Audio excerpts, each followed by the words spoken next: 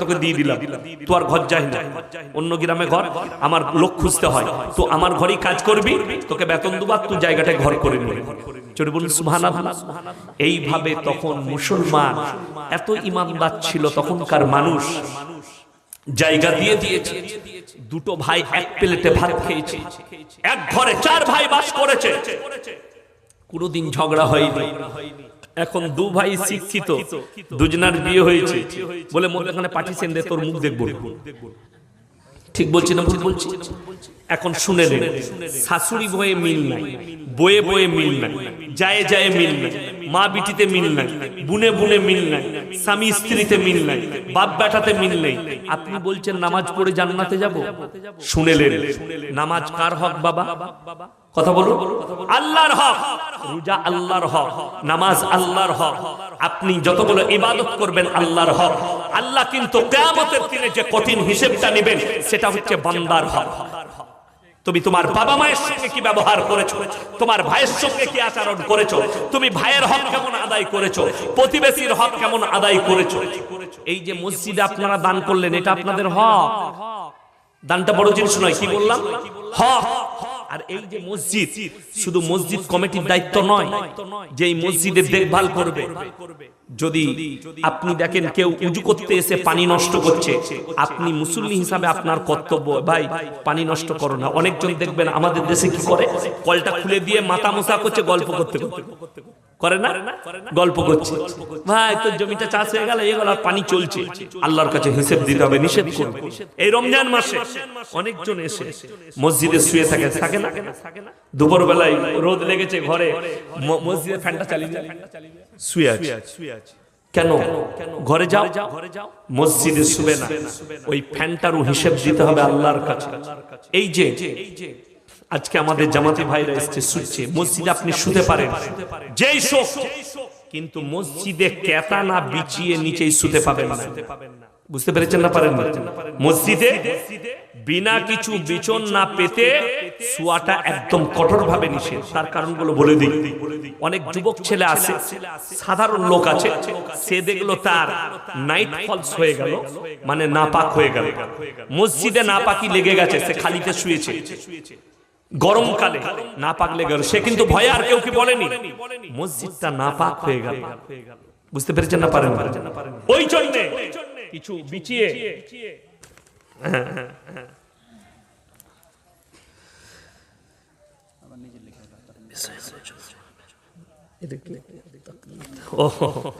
আমার ভাই, আল্লাহ তাআলা আমাদের সকলকে বলি যে সকলে নিয়ত করে নেন, আজ থেকে আমরা দ্বীনের উপরে প্রতিষ্ঠিত হব। জোরে বলুন ইনশাআল্লাহ।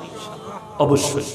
আর একটা কথা বলি, আজকে আমাকে একজন ব্যক্তি ফোন করেছিল যে কয়েকটা প্রশ্ন করলো, তাকে আমি উত্তর দিয়েছি।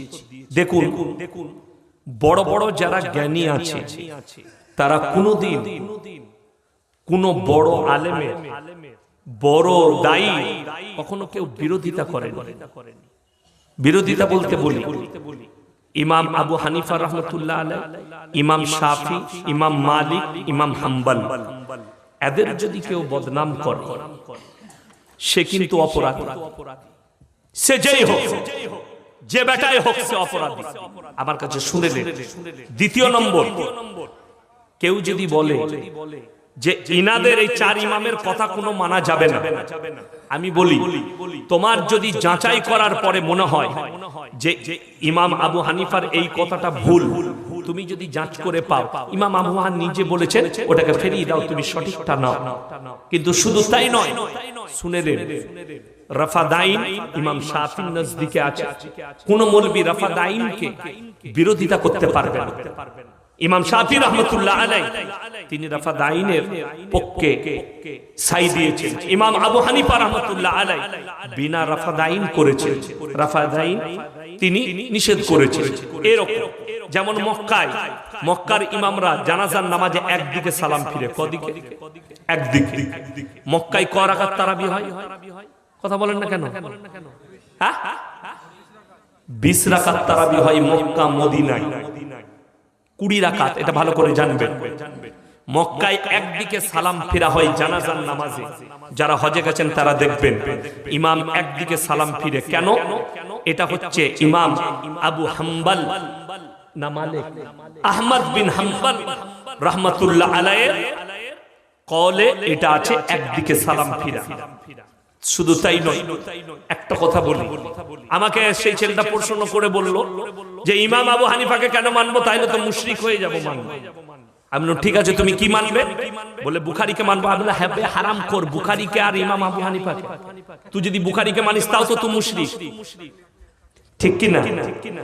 ইমাম আবু হানিফার আগে জন্ম না বুখারীর আগে জন্ম? আবু হানিফা। যদি বুখারীকে মানো তাহলে ইমাম আবু হানিফাকেও মানতে হবে। বুঝতে পেরেছেন না? পারেন? সকলকে মানে অসম্মান কেউ কি করবেন না। আপনি রাফাদাইন করছেন, করুন। আপনি যেটা করছেন আজকে বলে দিই, ভারতের মাটিতে আপনাকে দেখিয়ে দেবো মক্কা মদিনায় 40 লাখ হাজি এক জায়গায় হয়। কত বললাম? 40 লাখ। কেউ হাত বুকে বাঁধছে, কেউ নিচে বাঁধছে, কেউ বাঁধে নাই, কেউ টুপি পড়েছে, কেউ পড়ে নাই, কেউ দোয়া করছে, কেউ করে নাই। শুনেছেন মারামারি হয়েছে লাঠি দিয়ে ওখানে? যত হারামখোর ঝামেলা আমাদের দেশে। বুঝতে পেরেছেন না? পারেন? এই কারণে বেঈমান কাফেররা সুযোগ নিচ্ছে আপনাকে শেষ করা। এই কারণে আসামেতে মাদ্রাসার উপরে ডজার চলেছে, এই কারণে উত্তরপ্রদেশে সার্ভে হয়েছে, এই কারণে আপনার এই এলাকার আমি বলে যাচ্ছি তারা দেখবে না কোনটা দেওবন্দি, কোনটা বেরেলি আর কোনটা আহলে হাদিস, গুঁড়িয়ে দিবে মসজিদগুলো ডজার দিয়ে। তুমি দাঁড়িয়ে দেখবে, তোমার মনে হবে দেওবন্দীদের মসজিদ ভাঙছে, আমি বেরেলি দাঁড়িয়ে থাকি। তো জেনে রেখে দিবে গুজরাটে 2002 এর দাঙ্গা আমি নিজের চোখে প্রত্যক্ষদর্শী দেখেছি। ইমাম আর মুয়াজ্জিনকে ভেতরে ভরে পেট্রোল ঢেলে আগুন ধরিয়ে দিয়েছে। শুধু তাই নয়, 202টো মসজিদকে গুঁড়িয়ে দিয়েছে, 208টা মাজারকে গুঁড়িয়ে দিয়েছে। সেখানে কত আহলে হাদিস মসজিদ, কত দেওবন্দি মসজিদ, কত বেরেলি মসজিদ সব গুঁড়িয়ে দিয়েছে। তারা খালি জেনেছে এটা মুসলমান। তো আমার মনে হয় যে তোমার যদি মনে হয় যে এটা ভুল এটা ঠিক, আমি 20 রাকাত তারাবি পড়ি। কত বললাম? 20। আমি নিজে পড়াই। আপনি কি বলবেন? মক্কা মদিনায় হয়, আপনার ইচ্ছা। আমাকে দিনাজপুরে প্রশ্ন দিয়েছে, কেউ বলেছে যে টাকা দিয়ে ফিতরা আদায় করলে ফিতরা হবে না, আদায় হবে না। কেন? নবীজি সাল্লাল্লাহু আলাইহি সাল্লাম খাবার দিয়ে করেছে। তারপরে একজন প্রশ্ন করলে, একজন নাকি আমাদের বাংলার কোন বক্তা, সে বলেছে যারা গরু দিয়ে আকিকা দিয়েছে তার আকিকা হয়নি, ছাগল দিয়ে আকিকা দিতে হবে। আমি বললাম তাকে জিজ্ঞেস করবি মোষ খাওয়া হালাল না হারাম? আপনারা বলুন, মোষের মাংস হালাল না হারাম? হালাল বলছেন, ঠিক আছে। সেই বক্তা যুক্তি দিচ্ছে যে কোরআনে হাদিসে একটাও হাদিসে কোন সাহাবী এবং নবীজি কোনদিন গরু দিয়ে আকিকা দেননি। এই হাদিসটা হারামখোর আমরাও জানি যে নবীজির সুন্নত হচ্ছে 2টো ছাগল, বেটা ছেলে হলে, মেয়ে ছেলে হলে 1টা ছাগল। নবীজি দেননি, গরুতে দিলে হবে না, আকিকা আদায় হবে না। এই ফতোয়া দিবার ক্ষমতা যখন তুমি নিয়েছো, তাহলে এটাও আমাকে প্রমাণ করতে হবে মোষের গোশত যখন হালাল, তাহলে যতগুলো হাদিসের কিতাব আছে কিয়ামতের সকাল পর্যন্ত সময় রইল, একটা হাদিস বার করে নিয়ে এসো যে নবীজি কিংবা কোন সাহাবী মোষের মাংস খেয়েছে জিন্দেগিতে। চ্যালেঞ্জ, যে কোনো মৌলবি, মুহাদ্দিস, শেখ নিয়ে এসো, একটা প্রমাণ দাও। যদি বলো যে নাই, দলিল কোথায় আছে মোষের মাংস খাওয়া হালাল? কোরআনে আছে। গরুর আকৃতির যে প্রাণীগুলো আছে, গরুর আকৃতির যে প্রাণী আছে, এইগুলো ওই আকৃতির প্রাণীগুলো সব হালাল। ওই আচরণের গরুর যেমন গরু ছানি খায় না, খায় না, পোয়াল খায় না, খড় খায়। গরু ঘাস খায়, মোষ ঘাস খায় না, খায় না, খায়। মোষ কোনো মাংস খায় না। মোষ গরুর মতনই তাদের আচরণ। ওই জন্য মোষের দুধটাও হালাল, মোষের মাংসটাও হালাল, মোষটাও হালাল, আর মোষের আকিকাটাও হালাল, গরুর আকিকাটাও জায়েজ। কিন্তু সুন্নাত তরিকা হচ্ছে নবীজি সাল্লাল্লাহু আলাইহি সাল্লাম বেটা ছেলের জন্য দুটো ছাগল বকরি, আর মেয়ে ছেলে হলে একটা। যদি গরুতে দেন আকিকার গোশের মাসলা আমাদের দেশের অনেক ভণ্ড বলছে বাম্মা খেতে পাবে না, নানা নানি দাদু দাদি। আর আমি বলে যাচ্ছি তারা আগে খাবে এবং সবাই খেতে পাবে। পৃথিবীর সবথেকে পাক পবিত্র খানা হচ্ছে কিসের খানা? আকিকার খানা। আপনি মরার খানা থেকে অ্যাভয়েড করবেন, 40-এর খানা থেকে অ্যাভয়েড করবেন। আমি বলেছি, আবার বলে যাচ্ছি, কোন মৌলবি যদি হাদিস থেকে প্রমাণ করাতে পারে যে 40 দিনই মিলাদ দিয়ে খানা করে খেতে হবে, হাদিসে আছে, কোরআনে আছে, সেই মৌলবির জুতোর মালা পরে পশ্চিম বাংলায় বয়ান করব। আপনারা কি করবেন? আব্বা মারা গেছে, তার নেকির উদ্দেশ্যে আপনি 50,000 খরচ করবেন। ওই টাকাটা মসজিদে সাদকায়ে জারিয়া করুন, কিয়ামত পর্যন্ত আপনার বাবা মা নেকি পাবে। আর যদি আমার মতো ইয়াসিন মৌলবীকে দাওয়াত করে খাইয়ে দেন, আমি হাত পুচে বেরিয়ে বলবো মাংসটা বেশ ভালো রান্না হয়নি বে, ভাতের চালটা ভালো ছিল না, ঠিক কি না? এই বিচার করতে করতে যাব না। আপনি শুনে নেন, যদিও খানা খাওয়ার ইচ্ছা হয় এতিম আর মিসকিন দিকে খাওয়াবেন। আমাদের দেশে খানা কাকে খাওয়ানো হয় শুনে নেন। বাপ মরে গেলে 40-এ মিলাদ করবে, দাওয়াত দিতে যাচ্ছে বাইক নিয়ে, বুনাইকে, বিআইকে, নানাকে, আপনার প্রতিবেশীকে, বড় লোককে, ধনীকে, নেতাকে। মনে হচ্ছে যেন ওর বাপের বিয়ে, এমন ভাবে দাওয়াত দিচ্ছে। নিচে না, গ্রামের এতিম আর মিসকিনকে ডেকে খাওয়া। দোয়া করে না আল্লাহ তাআলা আমাদের সকলকে হেফাজত করুক। জোরে বলুন আল্লাহুম্মা আমিন। আমার ভাই, আমি বলে যাই, মুসলমান তোমার 3টে কারণে বরকত থাকবে। কটা? 3টে কারণে আপনার মালেতে বরকত আসবে। এই 3টে কথার উপরে সবাই আমল করব। জোরে বলুন ইনশাআল্লাহ। ওয়া আতিদাল কুরবা হাক্কাহু ওয়াল মিসকিন ওয়াবনাস সাবিলি ওয়ালা তুবাদদির তাবদীরা ইন্নাল মুবাদদিরিনা কানু ইখওয়ানাশ শায়াতিন ওয়া কানাশ শাইতানু লিরাব্বিহি কাফুরা। 1 নম্বরই হচ্ছে ওয়া আতিদাল কুরবা।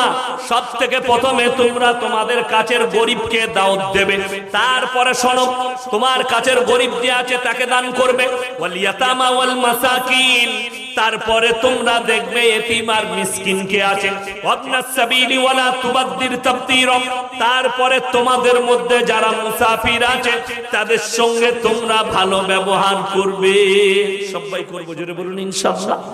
মুসাফিরের সঙ্গে ভালো ব্যবহার। মেয়েদের মরা বাড়ি যাওয়া কি? ও বলতে গেলে বিরাট লম্বা চওড়া, আমাকে আর দাওয়াত দিবে না জীবনে। আমি যদি বলে দিই, কি বুঝলেন? তাও আমি বলে দিই। আচ্ছা আপনারা বলুন, ছেলেরা গিয়ে যদি জানাজার নামাজ পড়ে দোয়া পড়ে মাটি দেয়, সেটাতে বেশি নেকি না মেয়েরা গিয়ে ভিড় করলে বেশি নেকি? কথা বলেন না।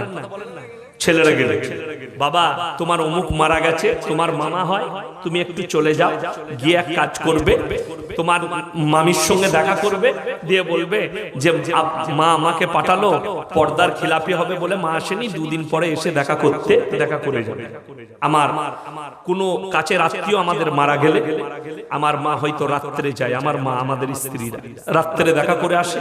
আর তা না হলে, সম্ভব না হলে 1 দিন পরে যাই, মরার দিনে আমরা পাঠাই না ভিড়ে। কিন্তু আমাদের দেশের মেয়েরা তো কানতে যায় না, গোশ আলু ভাত খেতে যায়, তাই না?